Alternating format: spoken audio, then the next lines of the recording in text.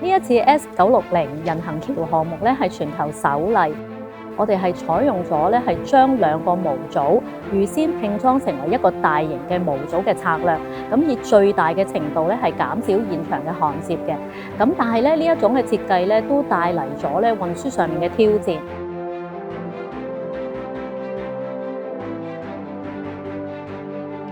由於大型模組嘅闊度咧係超過咗7.3米嘅，咁係超出咗部分道路嘅闊度啦。咁因此咧，我哋要將咧模組咧傾斜放置，咁由屯門咧係運到粉嶺北新發展區嘅工地。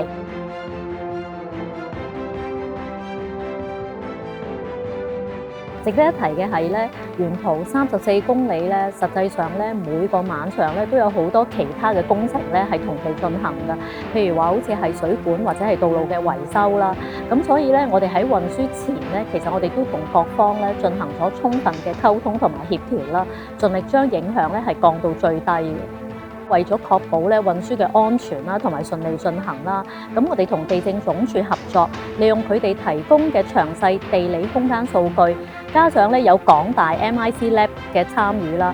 佢哋對運輸路線進行咗精確嘅分析，提供咗充分嘅數據支持，等運輸署同埋警務處咧對我哋嘅運輸方案更有信心，從而咧係加快咗審批嘅速度。咁喺呢一次過程中咧，我哋係非常感謝咧運輸署同埋係警務處啦，喺短時間裏邊咧完成咗對我哋運輸項目嘅審批，令到我哋能夠係按計劃嘅進行嘅。